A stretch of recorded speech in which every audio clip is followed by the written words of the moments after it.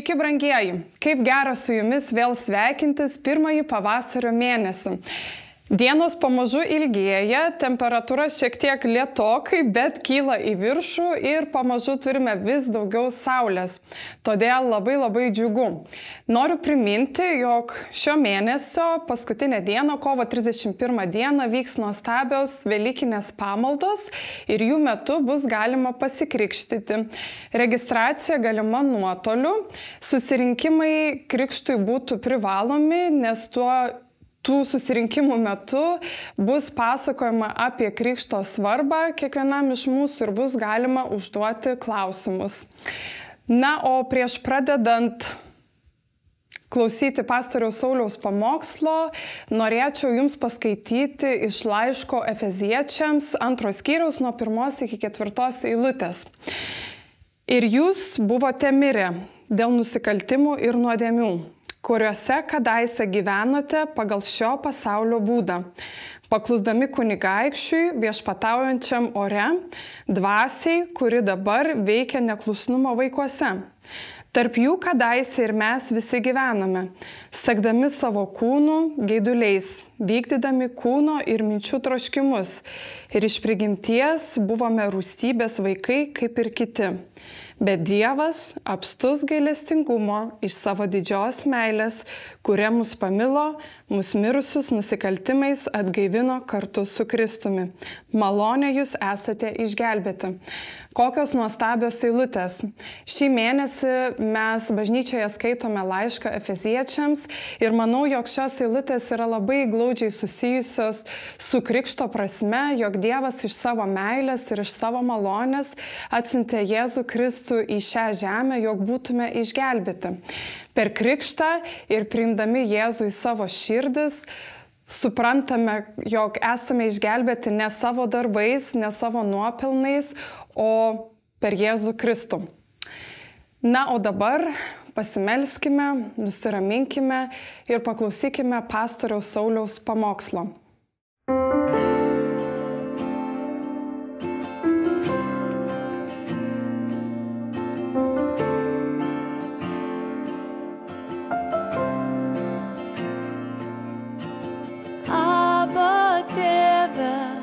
Tau viskas įmanoma, Aba Tėve, tau viskas įmanoma, Aba Tėve, aš teikiu tavo žodžiu, Aba Tėve, tau viskas įmanoma.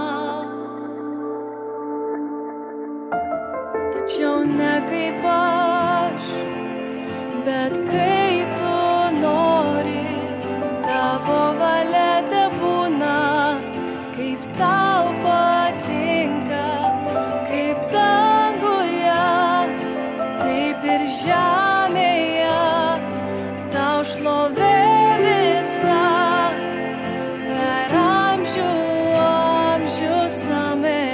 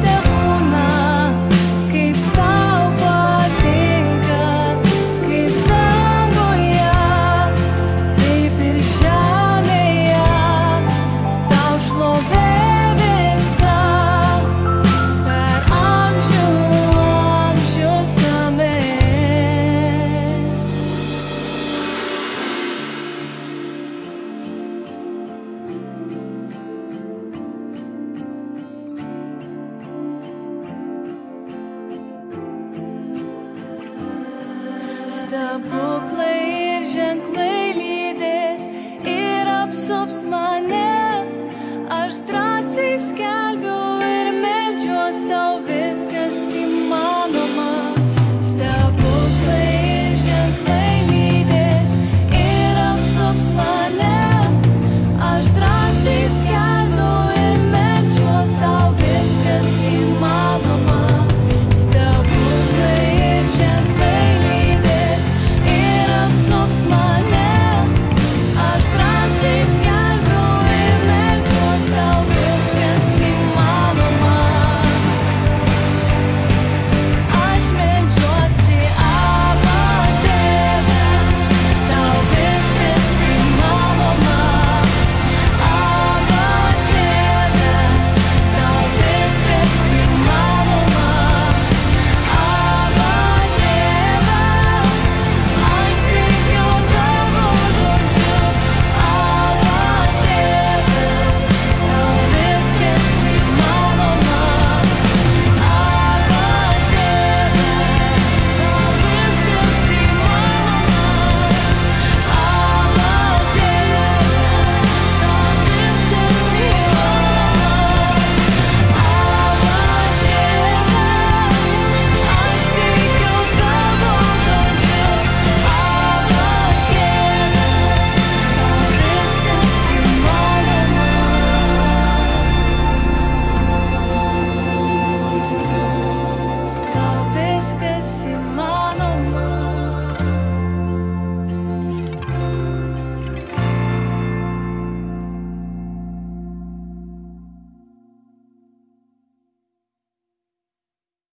Sveiki, brangieji. Tęsime laišką Efeziečiams studijas ir šiandien pakalbėsim apie dvasinę padėtį Kristuje.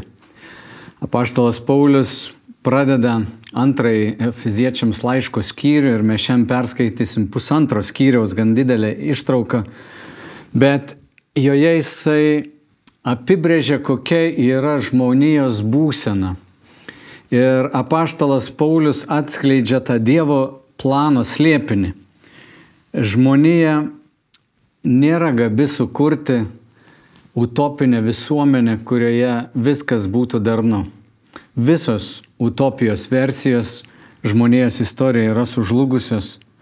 O čia antrojo skyriaus pradžioj Paulius pirmiausia nugrimsta į tokias pesimizmo gelmes, kalbant apie žmogaus prigimtį, apie tavo, mano širdį. O paskui jisai pakyla iki optimizmo apie Dievą aukštumų. Ir tai antras skyrius, galim sakyti, yra Pauliaus tos maldos, kurią aptariam pirmame skyriuje, tęsinys. Nes Paulius meldėsi, kad Dievas apšviestų mūsų širdies akis, kad suprastumėm, kiek daug mums yra dovanota per Kristų ir kokia galinga jėga veikia mumyse išvaduoti mus iš tos senosios prigimties, iš mūsų vergystės. Taigi, perskaitykime šią dalį ir meldžiu, kad mūsų širdis būtų palenktos Dievo žodžiui, kad įsisėstų, mes jį galėtumėm netgi mintinai mokėti. Antras skyrius, pirma eilutė. Ir jūs buvote mirę nusikaltimais ir nuodėmėmis, kuriuose kadaise gyvenote, laikydamiesi šio pasaulio papročių, paklusdami kunigaikščiui viešpataujančiam ore, dvasiai, veikiančiai neklusnumo vaikuose.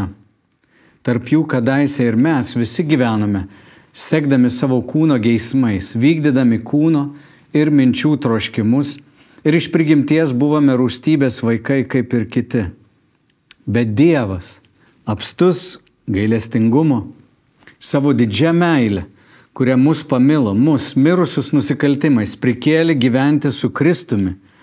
Jūsgi esate išgelbėti malonę, prikėlė ir pasodino danguje su Kristumi Jėzumi, kad ateinančiais amžiais beribis savo malonės lobį parodytų mums savo gerumu, mums, Kristuje Jėzuje.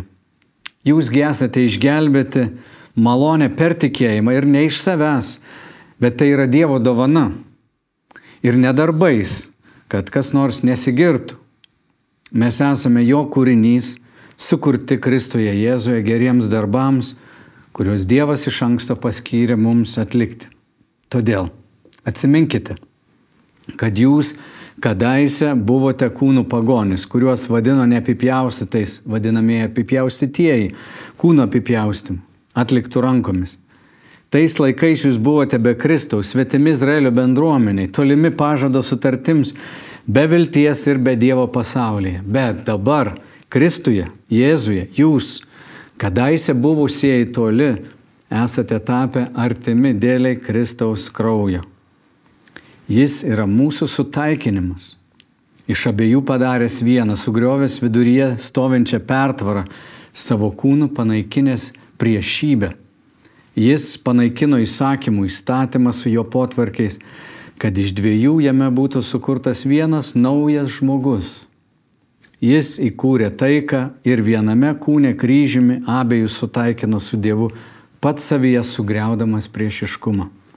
Atėjęs įskelbė taiką jums, kurie buvote toli, ir tiems, kurie buvote arti, nes per jį vieni ir kiti galime prieiti prie Tėvo vienoje dvasioje.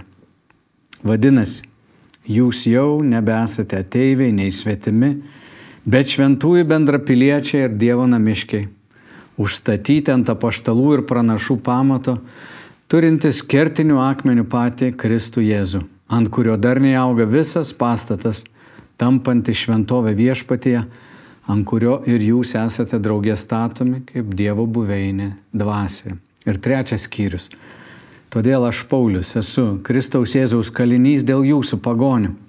Jūs be abejo esate girdėję, kokia malonės tarnyba Dievo man suteikta jūsų labui. Apreiškimu buvo man atskleista paslaptis, kaip aš ką tik esu trumpai aprašęs. Skaitydami galite įsitikinti, kad aš suvokiu Kristaus paslaptį, kuri yra ankstesniam žmonių kartoms, vaikų kartoms, nebuvo paskelbta taip, kaip ji dabar dvasios atskleista jo šventiesiems apaštalams ir pranašams. Kokia paslaptis? Pagonis kartu su žydais yra paveldėtojai, vieno kūno nariai ir dalininkai pažado Kristuje Jėzuje per Evangeliją. Aš tapau Evangelijos tarnu, Dievo malonės dovana, kuri man buvo duota jo galybės veikimu. Man iš visų šventųjų mažiausiam atiteko malonė skelbti pagonims nesuvokiamus Kristaus turtus ir atskleisti visiems, kaip turi išsipildyti šita paslaptis nuo amžių uždengta Dieve, visų dalykų kūrėjuje, kad dabar per bažnyčią taptų žinoma kunigaikštystėms ir valdžioms, danguje daugeriopą Dievo išmintis. Tai atitinka amžinai nutarimą, įvykdytą viešpatyje Kristuje Jėzuje. Jį tikėdami, mes drąsiai ir su pasitikėjimu einame prie Tėvo. Todėl aš prašau nenusiminti dėl mano vargų jūsų dėliai, nes jie yra jūsų garbė. Taigi apaštalas užbaigė šį dėstymą tos paslapties ir sako, štai aš trumpai aprašiau jums, kad jūs būte iš anksto numatyti, išrinkti prieš pasaulio sukūrimą. Jūs buvote įvaikinti, kad taptumėte šventi, mylimi Kristuje Jėzuje. Jūs esate visokiojopai apdovanoti, užantspauduoti šventąją dvasią. Ir jis meldžia pirmame skyriuje, kad mes suprastume tą paslaptį ir kad mums būtų apreikšta, kad galėtumėm pažinti Tėvą, koks jis yra ir kiek mums daug yra dovanota. Na, o čia jis parodo, iš ko mes esame išgelbėti. Ir čia būtų krikščioniškos antropologijos toks pagrindas. Jisai sako, jūs buvote mirę savo nusikaltimais ir nuodėmėmis, kuriuose kadaise gyvenote laikydamiesi šio pasaulio papročių, paklusdami kunigaikščiui viešpataujančiam ore, dvasiai veikiančiai neklusnumo vaikuose. Tarp jų kadaise ir mes visi gyvename, sekdami savo kūno geismais, vykdydami kūno ir minčių troškimus ir iš prigimties buvome rūstybės vaikai kaip ir kiti. Ir čia Paulius leidžiasi tą, tokį pesimistinį, galim sakyti, žvilgsnį apie tai, kas yra žmogus. Žinoma, iš čia neužsimena, kad mes esame Dievo atvaizdas, sukurti, panašus į Dievą, kūrybingi, iš tiesų jo kūrinijos pažiba. Bet čia jis sako, jūs buvote mirę. Tai mes buvom mirę, mes buvom pavergti ir mes buvome pasmerkti. Ir čia neperkeltinė prasme apaštalas Paulius sako, kad jūs buvote mirę. Bet mes esame netinkami Dievui, nes nupuolėme nuo žmogui duoto standarto. Kai Naujajam testamente yra apibūdinama nuodėmė, žodis hamartija dažniausiai naudojamas, jis reiškia nepataikyti taikinį arba netitikti standarto. Ir prieš Dievą mes esame ir maištininkai, ir esame nesėkmingi. Pamenat, kaip sūnus Palaidūnas, kai grįžo namo, tėvas sako, šis mano sūnus buvo miręs, bet vėl atgijo. Ką reiškia miręs? Žinoma, jisai toliau valgė, ėjo, kažką darė, bet savo širdimi jis tėvą atstumė. Ir tėvui jis buvo gyvas, bet jis padarė tėvą jam mirusiu. Ir Jėzus sūnaus Palaidūno istoriją pasakoja tarsi kiekvieno iš mūsų istoriją, kad mes pamynėme Kūrėją, atstumėme jį, nusisukom nuo jo. Miręs reiškia aklas Jėzaus Kristaus šlovei. Kur čia šventosios dvasios balsui, nejautrus Dievo artumui, kaip koks negyvas kūnas. Štai ką reiškia būti mirusiu. Šiandien pasaulyje turim išsilavinusių, gražių, kūrybingų žmonių, nuostabi gėrį, atrodo kuriančių. Bet Dievo akimis žmogaus ta prigimtis vis tiek yra jis kaip miręs, nes jis nepripažįsta savo kūrėjo. O tai yra didžiausias įžeidimas visai kūrinyje, kai žmogus pasiskelbė, kad jis yra centras visako, moralinio savo gyvenimo, savo svajonių, savo naudojasi viskuom. Žmogus pats savo yra viešpats ir tai yra įžeidimas kūrėjui. Ir tokiu būdu, tokioj būsenoj žmogus yra miręs. Bet dar daugiau sako, mes buvome pavergti, vykdydami kūno geismus. Mes mirę nusikaltimais, nuodėmėmis ir mes gyvename sekdami savo kūno geismais. Pirma, galima pasakyti ir apie žmogaus kūno troškimus. Ar tai kalbėtume apie maistą, ar miegą, ar seksą, tai yra Dievo kūrinijos dalis. Dievas tokį sukūrė žmogų su tokiu kūnu. Bet tik tada, kai apetitas maistui tampa apsirijimu, miegas tinginystė, seksas geismu, natūralūs troškimai paverčiami nuodėmingais troškimais. Ir kaip Paulius naudoja šitą žodį kūnas, jis kalba ne apie fizinį kūną, apie mūsų sausgyslės, apie mūsų visą nervų sistemą, apie kraują, apie odą, visus kitus organus. Jis kalba apie tą vidinę prigimtį. Žodis naudojamas sarks. Yra somos, soma mano kūnas ir sarks yra tokia vidinė prigimtis, į save orientuota žmogaus prigimtis. Martynas Liuteris sako, mūsų prigimtis yra taip giliai sulinkusi į save, kad ji piktybiškai siekia panaudoti viską, net Dievą savo labui. Žmogaus širdis yra taip stipriai nukreipta į naudą savo, ji gali net Dievą, kaip Liuteris sako, panaudoti savo tikslams. Jinai linkusi nuolat ieškoti savo naudos. Ir tokią širdį perkeisti gali tik Dievas, išvaduoti iš tokios vergystės gali tik Dievas.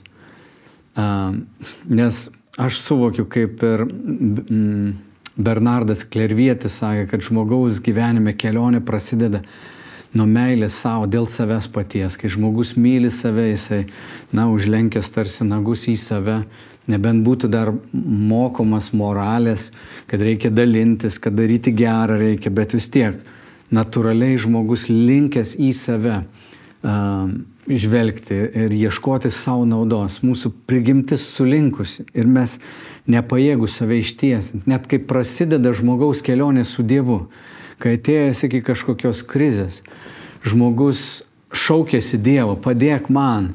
Dažnai jisai net tos pirmuosius metus, gal net ir 10-metį naudojasi Dievu, kad Dievas patenkintų jo reikmes. Ar dėl ligos, ar dėl netekties, ar dėl vienatvės, ar dėl dar kažko. mes tiesiog pradžioj taip esame įpratę viską žvelgti, kad save patenkintume. Aš visai neseniai išgyvenau tokią vidinę kovą. Vienas žmogus mane pataisė, padarė priekaištą dėl neesminio dalyko. Ir aš paklusau, bet vidumi nepasidaviau. Aš padariau tai, ko žmogus prašė, bet vidumi aš įsižeidžiau dėl to, kad žmogus pats paskui pasielgė taip, kaip aš, dėl ten smulkmenos, net nematydamas, kad iš manęs reikalauja kažko, pats elgės lygiai taip pat. Ir keletą dienų mane vargina ta mintis, aš galvoju, dabar aš einu atstatyti teisingumą, nes kažkaip vieną kartą sakau, aš atleidžiu tam žmogui, aš atleidžiu. Bet širdį toks jausmas, teisybė turi būti atstatyta ir aš niekaip negaliu susitaikyti su to galvu. Ir savo protė jau repetuoju pokalbį, kaip aš pasakysiu, kad ar tu pastebėjai tą veidmainystę, tu liepėjai man kažkaip elgtis, aš paklusau tau, o galiausiai tu pats taip pasielgiai. Ir kai aš taip mąsčiau apie tą teisingumą, pakviečiau šventąją dvasią maldoje ir sakau, šventoji dvasia, teik man į pagalbą, kaip šitoj situacijoje tvarkytis. Ir čia pat ateina švento rašto žodis ir dvasia sako, meilė pridengia daugybę nuodėmių. Ir aš galvoju, taip aš galiu bandyti atstatyti teisingumą. Aš pasakysiu žmogui, kuris klysta, jis gal ginsis ir pabėgs, o gal puls, bet bent jau aš savo dalį išsakysiu, aš nenoriu vaikščioti su nuoskauda. Aš atleidau, paleidau liktai, bet noriu toliau atstatyti tą teisingumą. Ir čia pat šventoji dvasia.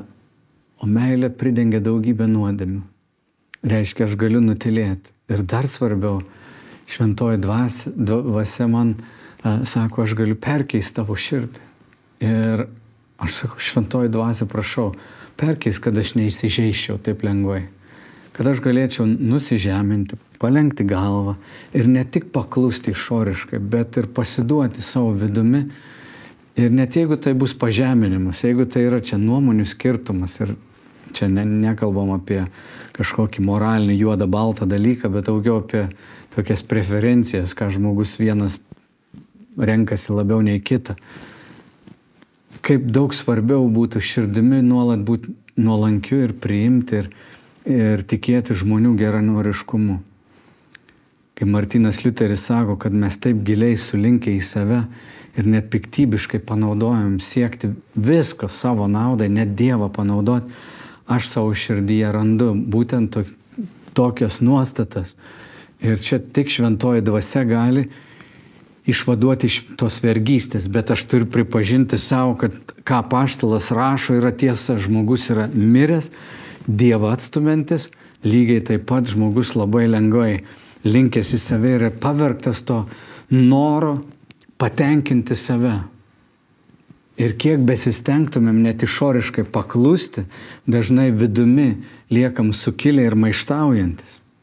Dėl to Paulius rašo Timotiejui, sako, vyskupas neturi būti naujatikis, kad nepradėtų didžiuotis ir nepakliūtų į velnio teismą. Puikybė yra žmogaus širdyje, ji gali būti pažeminta per nuolatinį atgailavimą, atsiprašymą ir savęs tokį pažeminimą, kuris leidžia mums tapti tuo, kuo Dievas numatė mus būti. Visa kita, tas kūno minčių troškimai, tas graikų kalbos žodis epitumija reiškia geismas, savicentriškumo priklausomybė. Kad aš esu tiesiog priklausomas kaip nuo narkotikų, aš turiu savo tą ego užmaitinti. Ir kas mane išvaduos iš to? Tik Dievas naujoje sandoroje, Kristuje Jėzuje, gali įdėti kitokią širdį. Jis sako, aš išimsiu akmeninę širdį ir įdėsiu gyvą širdį. Ta Dievas padaro savo šventąją dvasią iš savo gerumo. Ir dar neužtenka to, kad Paulius sako, žmonės, visi pasaulyje žmonės yra mirę nuodėmiai ir nusikaltimais, pavergti savo egocentriškumo, to polinkios save patenkinti, mes dar esame ir pasmerkti. Ir jis kalba, kad buvome tokie kaip neklusnumo vaikai, atskirti rūstybei. Ir kai girdi tą žodį rūstybė, gali kartais gal įsivaizduoti žmogų, kuris rūstus būna. Žinai, kai kas nors tau pradeda ten pypint gatvėje dėl to, kad tu kažkur gal suklydai ir tave keikia ir tau vidurinį pirštą rodo. Kartais gali įsivaizduoti, gal ir Dievas taip danguje tiesiog sėda ir nervinas. Ne. Dievo rūstybė nėra joks nesusivaldymas ar kaprizai, ar kantrybės praradimas. Dievo rūstybė tai yra vienintelė teisinga reakcija dėl vieno dalyko. Būtent dėl blogio. Tai asmeninis, teisingas, nuolatinis Dievo priešiškumas blogiui. Nusistovėjęs atsisakymas su juo eiti kompromisus ir pasiryžimas jį pasmerkti. Dievas negali toleruoti, priimti blogio. Jeigu yra kažkas blogo, Dievas negali to ignoruoti. Štai Westminsterio katekizme arba išpažinime yra pasakyta apie prigimtinę nuodėmę. Prigimtinė nuodėmė nėra sekimas Adomų, tai yra jo mėgdžiojimas. Bet tai yra kiekvieno žmogaus prigimties kaltė ir sugedimas, kuris natūraliai kyla iš Adomo palikuonių, dėl ko žmogus labai nutolęs nuo pirminio teisumo ir iš savo prigimties yra linkęs į blogį. Todėl kūnas visada geidžia priešingo dvasiai. Ir todėl kiekvienas žmogus gimė šiame pasaulyje nusipelno Dievo rūstybės ir pasmerkimo. Pesimizmas didelis, ar ne? Žmogus miręs, pavergtas ir pasmerktas. Ir apaštalas Paulius leidžia mums suvokti visą tą svorį, kokia atrodo beviltiškai yra žmogaus būtis. Džonas Stotas sako, nesugebėjimas pripažinti šio žmogaus būklės sunkumo paaiškina naivų žmonių tikėjimą paviršutiniškomis priemonėmis. Visuotinis išsilavinimas yra labai pageidautinas, taip pat ir įstatymai vykdomi su teisingumu. Abu patinka Dievui, kuris yra visos žmonijos kūrėjas ir teisingas teisėjas. Tačiau nei švietimas, nei įstatymai negali išgelbėti žmonių nuo dvasinės mirties, nelaisvės ar pasmerkimo. Radikali liga reikalauja radikalių priemonių. Tokiai žmogaus būsenai, apie kurią apaštalas Paulius kalba, reikia radikalių vaistų. Ir apie juos netrukus pakalbėsim. Aš tik noriu šitoj vietoj sustoti ir, visai neseniai išgirdau tai, kas mane labai nuliūdino. Vienoje mūsų šventėj pas mus į bažnyčią atėjo pasavanoriauti viena lesbietė. Ir kažkas iš mūsų bažnyčios žmonių pasiuntė ją į pragarą, sužinojęs, kad ji lesbietė. Žinot, kodėl mane tai nuliūdino? Todėl, kad mes krikščionys užmirštam, iš kur mes atėjom ir kartais tampam tokie nuosavo teisumo pilni ir išdidų žmonės, kurie, man atrodo, labai atgrasus yra Dievui, toks elgesys atgrasus. Netgi kai mes kalbam apie homoseksualumą kaip apie nukrypimą nuo standarto, nuo to, kaip Dievas sukūrė vyrą ir moterį, nuo tos prigimtinės tokios lytiškumo sampratos. Tai dažnai krikščionis pasitelkia netgi Romiečiams 1 skyrių ir sako, ten parašyta, kad žmonės atsisakė garbinti Dievą kaip kūrėją, pasinėrė garbinti toliau kūrinius. Ir todėl Dievas atidavė juos jų paties širdies sugedimui. Ir taip vyrai palikė prigimtinį potraukį moteriai, atsigręžė vienas į kitą ir taip valytiškai santykiaudami. Tai buvo kaip Dievo teismas. Ima šitas eilutes ir kalba, Dievas yra prieš homoseksualumą. Taip, Dievas yra prieš paleistuvystės, prieš pornografiją, prieš geismą kitos moters. Jeigu tu esi vedęs ir pažiūrėjai geidžiančiai kitą moterį, jis yra prieš tai. Tai yra nepriimtina Dievui. Bet Romiečiams 1 skyrius, 2 skyrius ir 3 skyriai sudeda visus žmonės į vieną krūvą. 2 skyriui sako, kaip tu, būdamas įstatymui klusnus žydas, smerki visus pagonis, tuo pačiu darydamas tai, ką jie daro. Ir apaštalas Paulius ten baigė 3 skyrius 23 eilutė, sako, bet visi žmonės nusidėjo ir visi stokojo Dievo garbės. Bet ačiū Dievui, per Kristų Jėzų yra išgelbėjimas, mes gaunam jo teisumą. Ir brangus broliai sesės, miesto bažnyčios nariai. Koks bjaurus būdas pradėti pokalbį su kažkuo, įvardinant kažkokiam žmogui, štai tavo nuodėmė, tu eisi į pragarą. Geroji naujiena yra atvirkščiai, mes visi prapuolė, mes visi ir mirę buvom, ir pavergti, ir pasmerkti. Bet Dievas savo gerumu atėjo mus išgelbėjo, Kristus prisėmė mūsų nuodėmes. Ir mes su žmona auginam 2 vaikus su negalia, mes jų net neįvadinam kokiais neįgaliukais ar daunais ir sakom, nevartokit tokių žodžių, tai žaidžia. Ir apskritai, kai kalbam apie negalę, štai ką noriu pasakyti. Žmogus yra žmogus visų pirma ir gali turėti negalę. Pavyzdžiui, kokioje Lietuvoje gyvenantis žmogus turintis nevaikščiojimo negalę. Jis negali vaikščioti, vaikščiojimo negalė, ar ne?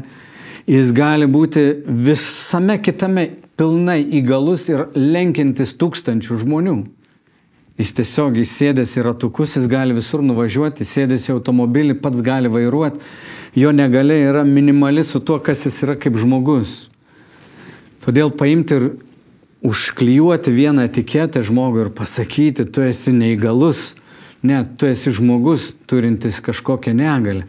Taip pat galim kreiptis į kiekvieną šios planetos gyventoją ir pasakyti, tu esi Dievo kūrinys, tu esi mylimas Dievo, tu esi žmogus ir tu nusidedi. Bet tau pagrindinis dalykas yra, kad tu dar nepažinai Dievo meilės ir savo atstumimu Dievo nutolsi, bet gal kažkas tau pagadino tą Dievo paveikslą ir nesuvoki, koks Dievas yra geras. O kaip aš noriu, kad miesto bažnyčia mus kaltintų ne dėl išdidumo ir kitų teisimo, bet kaltintų, kad mes esam nusidėjėlių draugai, kaip Jėzų kaltina. Va, jis geria su jais, va, jis ten visų nusidėjėlių draugas. Aš norėčiau, kad mane geriau taip kaltintų. Ir taip pas mus mano, čia apsistoja yra žmonių, ir musulmonas gyvena, ir kitas žmogus kitokios orientacijos. Mes jokių būdų niekada nepritarsim nuodėmėm ir sakysim, nieko tokio, būk koks nori, gyven kaip nori. Aš nemanau, kad bet koks nukrypimas, tas hamartyja, nepataikymas į taikinį arba maištavimas prieš Dievą turėtų būti teisinamas. Bet pirma pakvieskim žmogų į gerąją naujieną pas Kristų, kuris prisimė mūsų visas bjaurias nuodėmes, kad mes galėtumėm jo malonę paragauti. Štai ką mes esame ir išgelbėti. Ir čia apaštalas tą paslaptį atidengia, kuri buvo nuo amžių paslėpta, kad Dievas nesuinteresuotas tik moraliai, jis nori susigrąžinti žmogų pas save ir duoti jam naują prigimtį. Ir čia 4 eilutė jis sako, bet Dievas, štai koks buvo žmogus, atmetė Dievą, pavergtas savo geismais, įtakojamas piktojo, šio pasaulio ir velnio ir savo kūno geismų. Bet Dievas. Ir man nori sakyti ir bažnyčia visiems, bet Dievas, ne žmogus, ne žmogaus sistema, ne bažnyčia, bet Dievas, apstus gailestingumo, savo didžią meilę, kurią mus pamilo, mus, mirusius nusikaltimais, prikėlė gyventi su Kristumi. Jūs esate išgelbėti malonę, prikėlė ir pasodino danguje su Kristumi, Jėzumi. Kad ateinančiais amžiais beribį savo malonės lobį parodytų savo gerumu mums Kristuje Jėzuje. Jis mus mirusius paėmė, prikėlė, pasodino su Kristumi, kad galėtų ateityje parodyti dar beribius savo malonės turtus, neužtarnautas dovanas galėtų teikti mums. Jūs esate išgelbėti malonę per tikėjimą ir ne iš savęs, bet tai Dievo dovana ir ne darbais, kad kas nors nesigirtų. Kiekvienas krikščionis, kuris jaučia pareigą eiti ir smerkti, ir teisti, ir vertinti visus kitus, pamiršo Evangeliją, yra apgailėtinai pasipūtęs žmogus. Dieve, apsaugok mus nuo tokio religinio išdidumo. Dieve, apsaugok mus. Nes Evangelija ir sako, mes buvom baisesni, negu patys galim savo įvardinti. Mūsų širdyje gyveno tamsa. Bet Dievas iš savo gerumo mus pamilo, apstus gailestingumu, kantrybės gailestingumu mums, prikėlė mus. kai tik imam teisti, kai didžiuojamės, mes pamiršom, kiek mums daug dovanota, nes kam daug atleista, tas daug myli. Viskas yra dovana. Net tikėjimas, kuris užgimė mūsų širdyje, yra dovana. Ir išgelbėtas žmogus, kuris supranta Evangeliją, jau nebegali nei smerkti, nei girtis. Nebegali girtis. Ir tas žodis girtis čia reiškia, kaip sukelti tokį pasitikėjimą savimi, kad atsilaikytum sunkiose situacijose. Panašiai kaip esat matę boksininkai prieš varžybas, jie menkina savo priešininką ir save kelia, ir save giria. Tai mūsų prigimtis yra linkusi save taip pakelti, kitą sumenkinti. Mes gal gerai taip jaučiamės. Visi galbūt žmonės ieško, ko galėtų girtis, kas pakels jų savivertę ir pasitikėjimą savimi sunkumuose, ar moraliniuose, ar gyvenimo. Tai yra mums būdinga. Bet Evangelija yra, kad ne žmogus, ne sistema, ne pastoriai, kunigai ar dar kažkokie tarnautojai, bet Dievas, apstus gailestingumo, ateina per šventąją dvasią prie mūsų širdies ir atgimda mūsų naujam gyvenimui iš malonės. Ir štai skirtumas. Žmogus, kuris pažino Evangeliją, visada bus tas, kuris bus pasitenkinęs. O tas, kuris užmiršo Evangeliją arba nutolo nuo jo širdimi, visada bus piktas. Ir jeigu tu esi piktas ant žmonių, kaltini kitus aplinkinius, tu pamiršai Evangeliją, tu melskis tą apaštalo maldą, kad duotų tau apšviesti širdies akis, kad tu pažintum jį, koks jis yra, nes čia apaštalas atidengia didžiąją paslaptį, kad Dievas atėjo išgelbėti nusidėjėlių, iš kurių jis sako, aš esu mažiausias iš apaštalų, kitoje vietoje sako, aš esu didžiausias iš nusidėjėlių.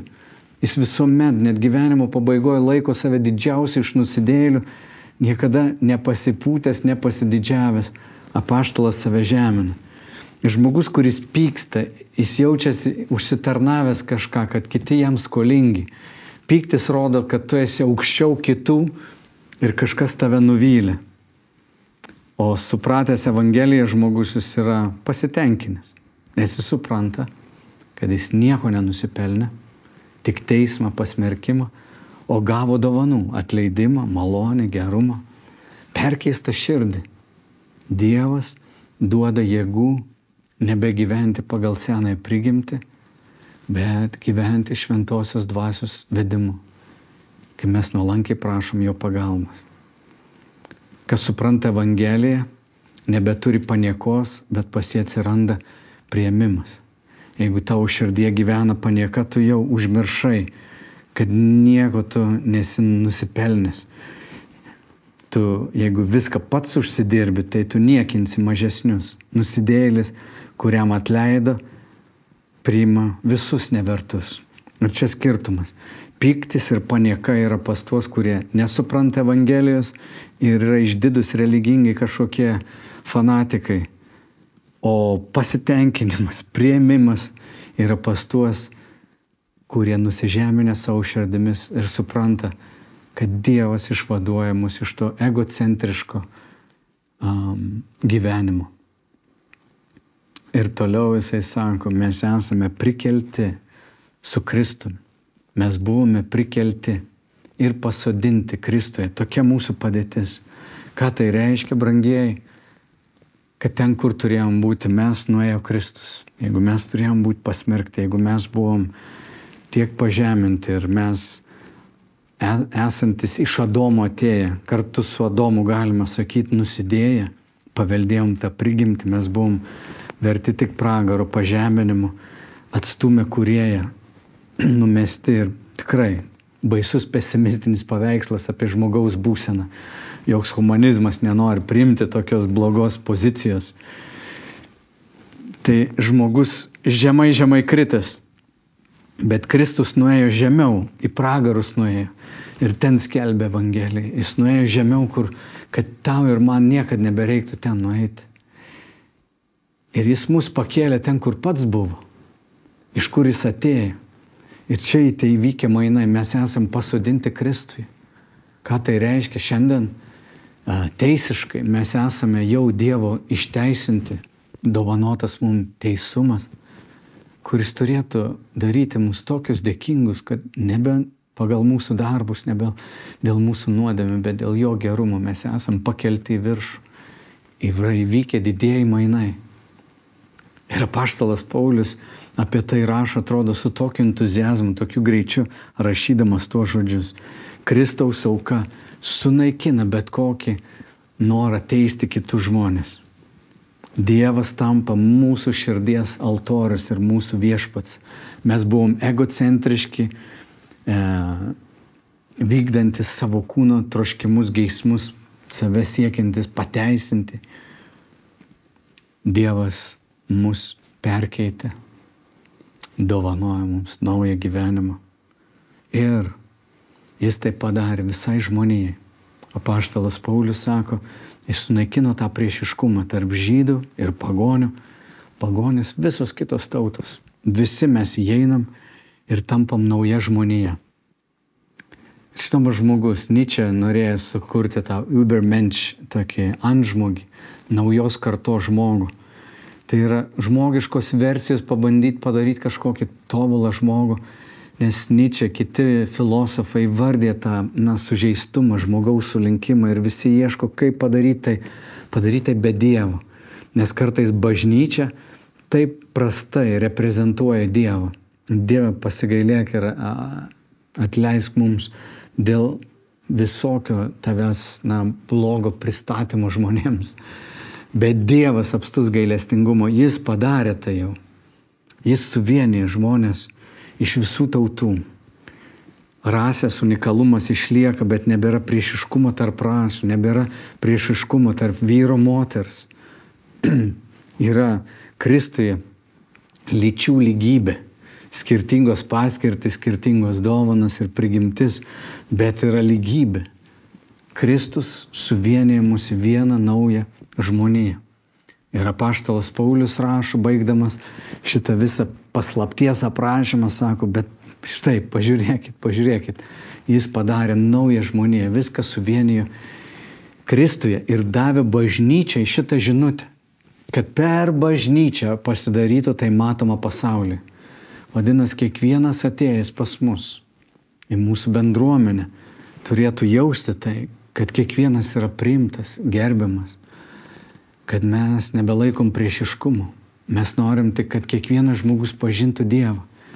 O ten, kur nuodėmė iškyla mumyse, kas su savo ego toliau kovoja, ta senoji prigimtis, kuri ateina ir nori valdyti, nori užimti visą mūsų gyvenimą, mes išpažįstam savo nuodėmes viens kitam, mes prašom maldos, palaikymą, bendruomeniai, mes praktikuojam susitaikymą, mes praktikuojam tikrumą, mes suprantam, kad esam sulinkę, bet Kristus mus perkeičia ir norim, kad tai būtų matoma. Bažnyčia turi būti ta vieta bendruomeniai, kurie gera ateiti, kurie žmonės sužeisti būtų išklausyti, sergantis būtų gydomi, vieniši žmonės rastų draugų, keisti žmonės būtų priimami. Visi siektumėm nuolankumo. Ir tokia yra Dievo mintis, taip atstatyti žmoniją. Galiausiai tą mes turėsime danguje. Bet jau dabar teisiškai esame pasodinti su Kristumi. Te būna tai, šis apreiškimas apie mūsų ištraukimą iš mirties, išvadavimą iš vergystės ir pasmerkimą ir pasodinimą šalia Tėvo, Kristuje Jėzui. Te būna tai, kas veikia visą mūsų elgesį. Šventoji dvasia, apšviesk mus suprasti šitas tiesas, kad tuo ir gyventume pilni malonės ir gailestingumo. Per Kristų Jėzų meldžiam. Amen.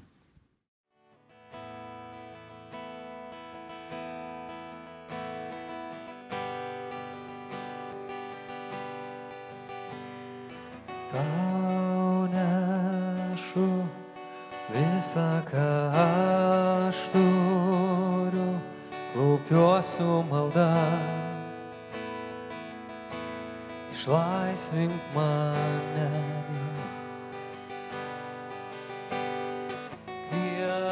kartin, alsuosiu kasdien tavim visus troškimus, svajonių kelius atiduodu.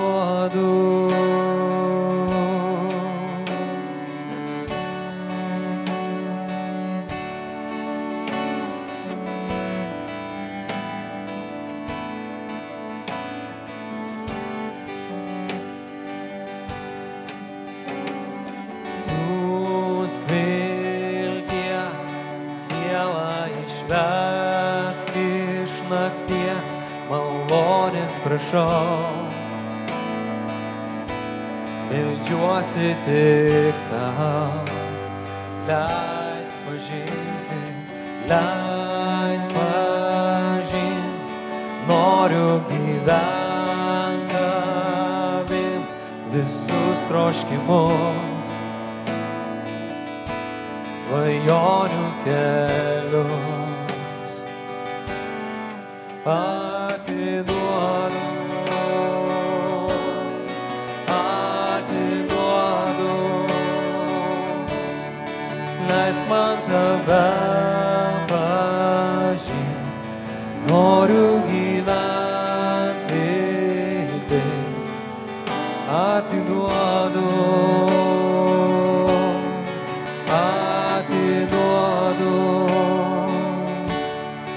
Savo visus troškimus, savo svajonių kelius.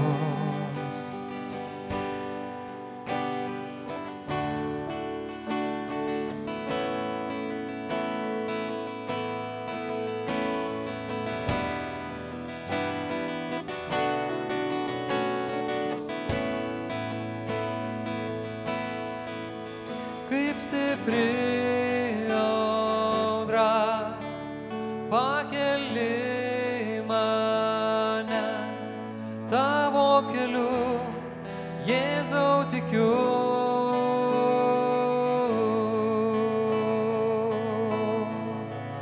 Mylinčia jėga dar keiti mane, tavo keliu, Jėzau, tikiu,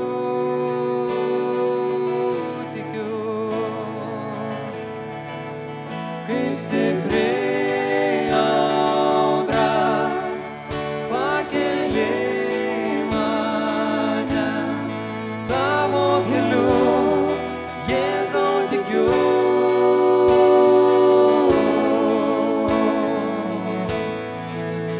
Mylinčia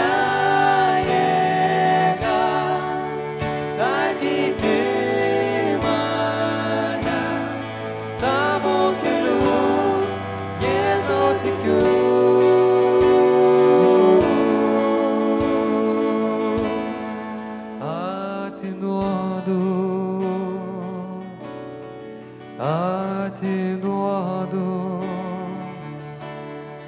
leisk man tave pažinti, noriu gyventi viltį, atiduodu, atiduodu savo visus troškimus, savo svajonių kelius.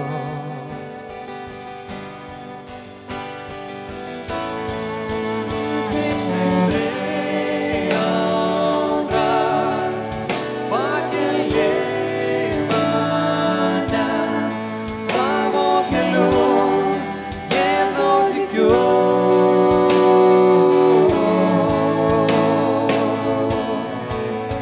Mylinčia jėga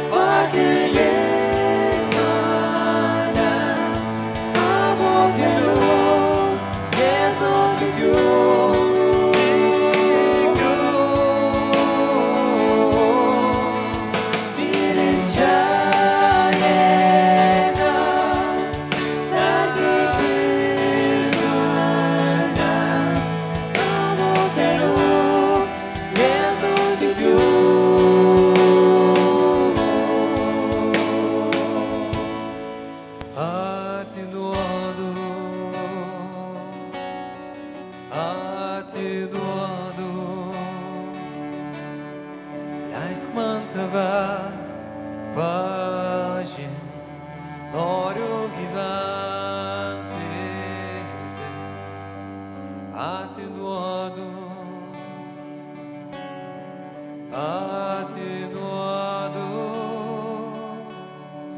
savo visus troškimus, savo svajonių kelius, atiduodu.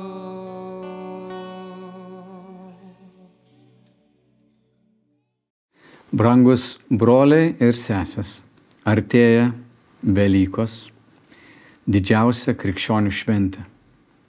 Didysis savaitgalis nuo ketvirtadienio iki sekmadienio gali tapti ypatingų laikų tau ir man.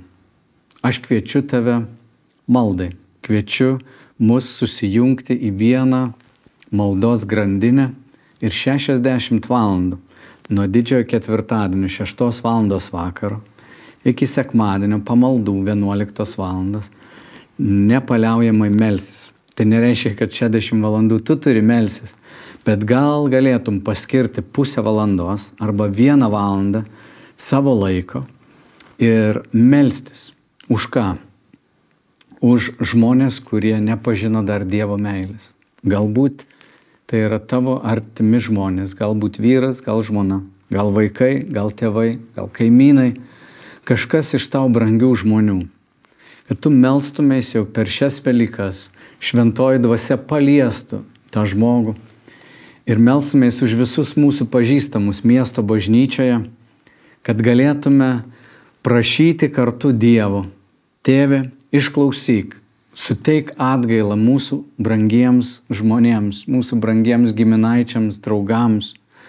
Susijunkim kartu melsis, nes Jėzus sakė, jeigu jūs ko prašysite, jūs bendrai, daugiskaita, kažko mano vardu tėvo prašysit, jis tai jums suteiks. Daugelis pasaulyje bažnyčių taip daro, padaro tokią grandinę, kur visą savaitę meldžiasi. Aš kviečiu tave prisidėti, susijunkim kartu savo širdimis, savo protais ir užpildykim tą tvarkaraštį. Tau reiktų nueiti pagal nuorodą, kurią rasi po šio video ir išsirinkti kažkokią valandą. Kai kuriuos aš kviečiu užsirašyk naktį melstis, atsikelk naktį ir pasimelsk valandą. Mes atsiųsim kiekvienam iš jūsų pagalbą, kaip melstis, kad tu neužmigtum, kad tavo protas nepabėgtų. Bet melskimės kartu prabudimo Lietuvai, melskimės atgailos malonės ir pažinimo Dievo mūsų artimiausiams. Susijunkim kartu, kokiam mieste tu bebūtum, jeigu miesto bažnyčia yra tavo namai, o jeigu tu esi be dvasinių namų ir kažkaip išgirdai šį video, irgi prisijunk, užsirašyk. Ir jeigu bus 2, 3, 4 žmonės tam pačiam pusvalandį ar toj valandoje, nieko tokio. Aš žinau, kad bus populiaresnių laikų, kada gal ryte ar ten pietų metu jūs norit melsis, jokių problemų. Gal nori net su draugu sutarti, gal jūs galite ar per Messengerį ar FaceTime kažkaip tai susijungti ir kartu pabūti maldoje 1 valandą. Irgi puiku. Te būna vietos jūsų kūrybai, tik būtų šaunu, kad mes užpildytumėm tas 60 valandų ir tu žinotum, kad esi ne vienas, tu pasimeldai valandą, bet tą estafetę nuo tavęs perėmė kitas. Ta šventoji dvasia pasitinka mus ir palydi link Tėvo sosto, kai melsimės, kad kiekvienam iš mūsų tai būtų unikalus, ypatingas susitikimas su tavimi, Tėve. Ir meldžiam, duok mums kaip mokiniams, kurie buvo Getsemanės sode, pabudėti su Jėzumi sielų labui. Tėve, duok mums malonės artėti prie tavęs ir pažaboti savo kūną ir pabudėti maldoje dėl sielų labo. Amen. Dėkoju pastoriui už pamokslą. Manau, jog kiekvienas iš mūsų per darbo savaitę pavargstame, suirstame, paskęstame rūpesčiuose tiek tose pačiose darbuose, tiek šeimose. Todėl labai raginu ir kviečiu jūs vis prisiminti ir galvoti apie šį pamokslą ir ne tik melstis bei atrasti tą vidinę ramybę per skaitant Bibliją ir galbūt diskutuojant su kitais bendruomenės nariais. Na, o taipogi kviečiu pagalvoti, kaip kiekvienas iš mūsų galime prisidėti statant Dievo karalystę šioje žemėje. Galbūt tai yra finansinė auka, o kartais užtenka ir dėmesio ar laiko skirimo kitam. Juk taip yra nuostabu dalintis tuo, ką patys kiekvienas iš mūsų esame gavę tik tai iš Dievo malonės. Jeigu mus stebi pirmą kartą, labas tau, kviečiu užpildyti anketą mūsų internetinėje svetainėje. Mes būtinai su tavimi susisieksime, suteiksime daugiau informacijos apie mūsų bendruomenę ir lengviau bus prisijungti prie mūsų bažnyčios. Jeigu mus stebi nuotoliu, taipogi labas tau, kviečiu komentaruose esančią nuorodą, paspausti esančią nuorodą ir prisijungti prie nuotolinės grupės Facebook. Taipogi ten galės pamatyti, kas vyksta mūsų online miesto bažnyčios gyvenime. Manau, jog kiekvienam iš mūsų bendrystė yra labai svarbi. Todėl, kaip visada, raginu nepabėgti ir prisijungti į Zoom kambarėlį. Ten tavęs lauks keletas iš mūsų bendruomenės narių, bendrai maldai, pokalbiui, bendrystei, prisijungimo nuoroda taipogi komentaruose. Na, o šiam kartui aš atsisveikinu. Jūs esate nuostabūs Dievo kūriniai. Linkiu jums labai palaimintos artėjančios savaitės ir kaip visada siunčiu vėjuotus, bet jau labai saulėtus linkėjimus iš Klaipėdos. Iki pasimatymo, brangieji.